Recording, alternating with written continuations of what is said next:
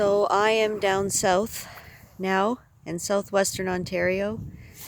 I'm in Embro, which is close to where I was born in Woodstock. This is my grandparents' grave. I'm in Embro Cemetery. This here beside my grandparents is my grandfather's sister, and as you can see, she lived to be 102. This here cemetery is full of my relatives, and as you can see, not much snow, and +4 Celsius. That's the south for you. Mild and not much snow even in December anymore, especially with climate change. Snow used to be guaranteed more from about November to March when I was a kid. Now it's anybody's guess. Lots and lots of farms back in farm country, and very old cemetery. This part over here is a lot older. This is a newer part down here. Unfortunately, I know somebody's sister that died in a car crash when they were only 23. She's my age, so she'd be 40 now, so I'd say about 12 years ago when we were in our late 20s. Very sad. So yeah, a lot of memories here, a lot of very old stones. I personally love to visit cemeteries when I can. As weird as that may sound, I'm a history buff, so I do enjoy seeing how old some of the stones are, if I can actually read them. Stones like this, I can't read anything. Some of them are back to the 1700s even.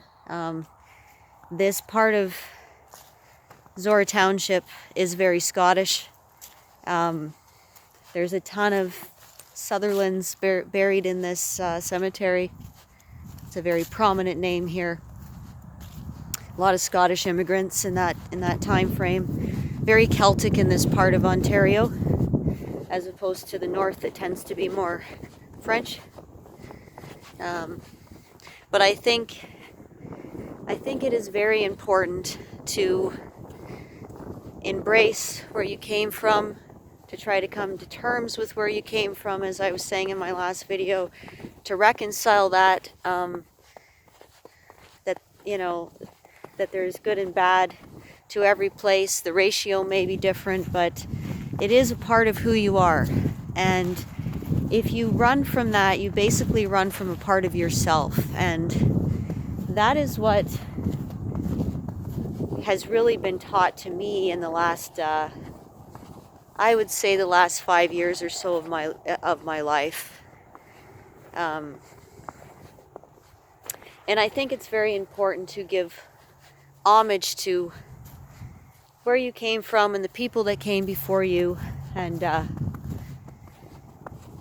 this is why I come to see my grandparents, because during my mom's times of mental instability, she took me in and raised me, and she did not have to do that because she was chronically ill herself. And the sacrifice that she made for me is something that has always stuck with me. She taught me that your word is your bond. You don't break a promise unless you absolutely have to. And you take care of your own unless you absolutely can't. And those are values that were deeply instilled in me. And I'm grateful for that, And for all the problems that this place has caused me, Oxford County. It is where I've came from. It is part of me. And, better late than never.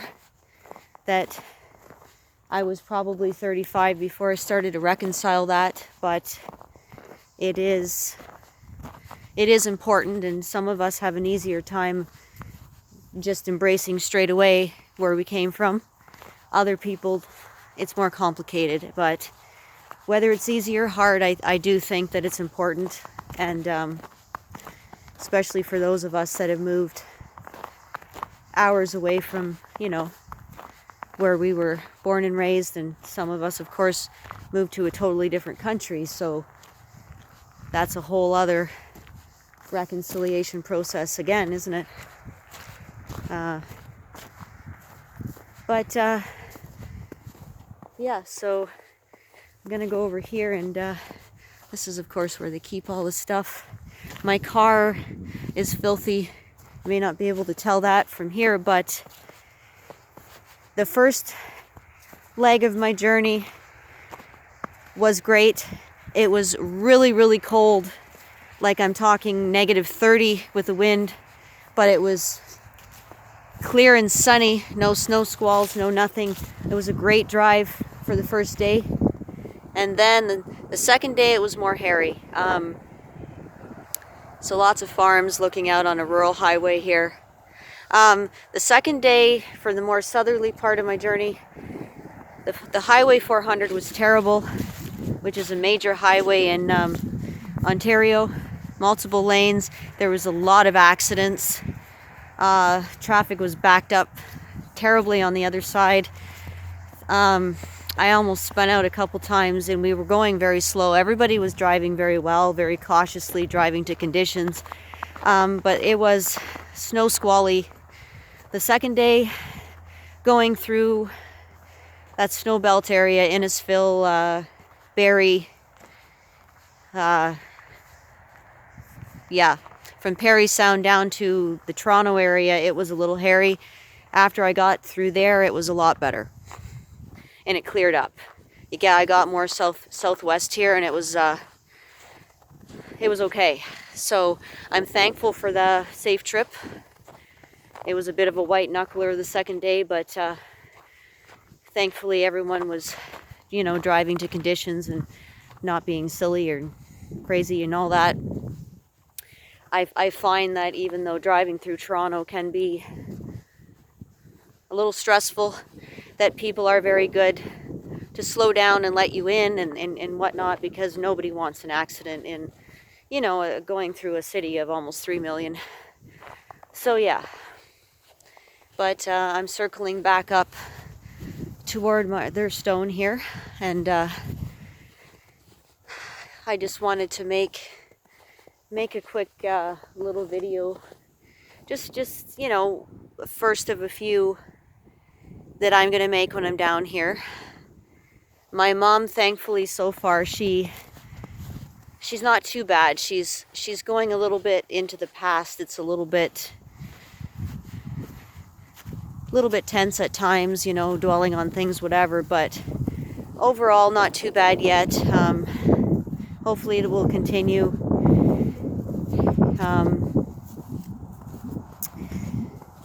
Her 70th birthday is the day after Christmas, so I'll be down here for that. That'll be good.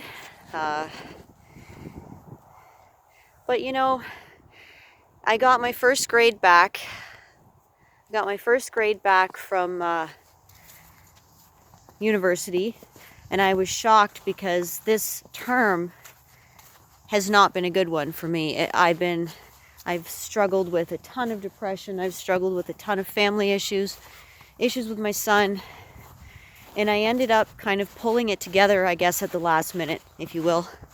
And I was shocked. I got 88% on the final exam, and as an overall grade, I got 83 in social work. So I was very pleasantly surprised, and I'm waiting for the other grades to come in yet, but yeah, I was like, wow. So that was encouraging, and I'm starting to pull it together again. I'm after a long, hard term, a very low time in my life. Oh, here's her stone here, actually. This girl I was telling you guys about, Hyatt. I went to school with her sister, And as you can see how young she was when she died. She wasn't born till 1984. And so that's 5 years younger than me. And then she died in 2008. So a very short life, very sad car accident. And her sister was 1979 like me. But yeah, so thankfully I had great professors. I was able to kind of pull it together at the last minute, and I'm feeling somewhat happy again, for the first time in a long time. I've gotten more perspective on things, some certain things that have made me felt incredibly low. I've been able to get more perspective on them. And so this is quite a drop here. I'm just going to show you guys. And there's, more field over here. But I've been able to get more perspective on what this particular person still keeps doing to me on social media. And I'm actually at the point where I really don't care anymore. And that's a great place to be. That if they want to keep targeting me with certain things, they can do it till the cows come home, as far as I'm concerned, or they can stop. It's their life. They have free will. But basically at this point, it really does say a lot more about them than me. And the fact that they keep doing this is, I don't know, it's frankly quite a little bit bizarre. And it's fascinating, though, actually, from a psychology point of view. It's like, why me? Like, I know why for the first few times, but it's like, why keep this going? But at this point, I've gotten perspective on it. And I don't know, like, they think that I'm not responding. So I think they think eventually I'm going to have to respond if they keep doing it, but I'm not. And it's I'm not going to lash out. I'm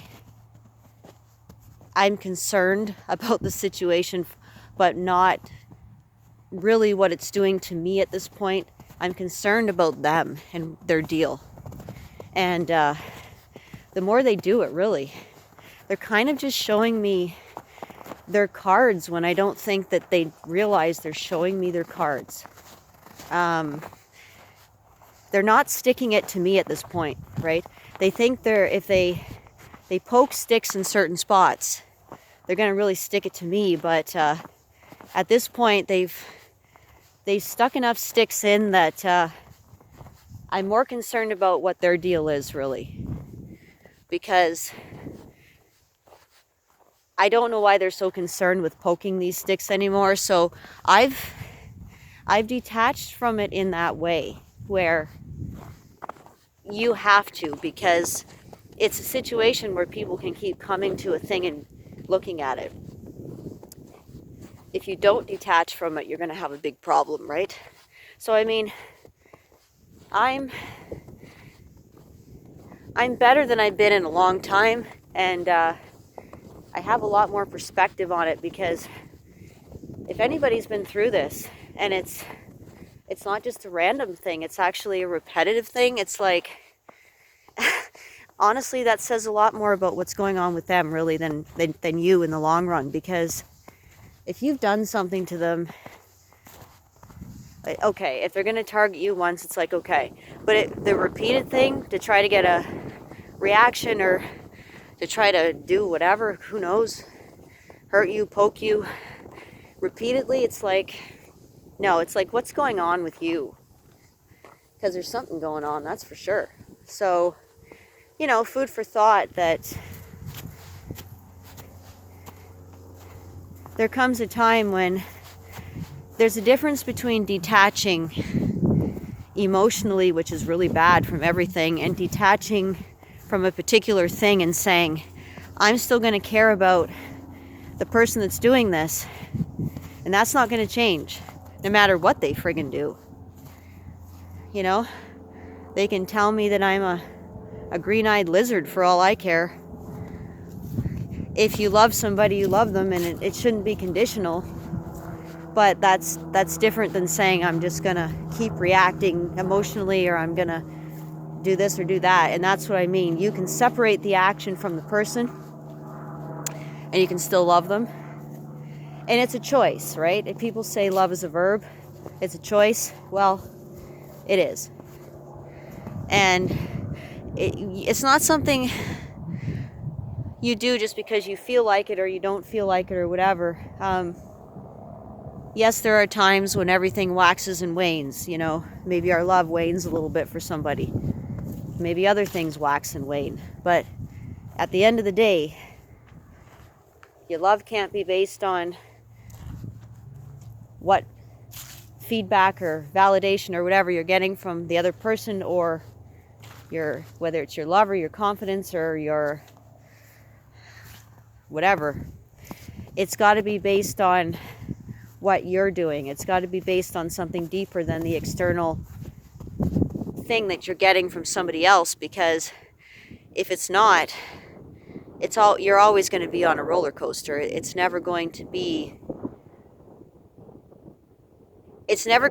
essentially never going to be a choice. It's going to be something that goes up and down and all over the place depending on what feedback you're getting. So that's what I mean by it's a choice. You know, if you've made up your mind that you're going to love somebody, it's going to be a hard road sometimes, but you can love a person and still detach from the situation.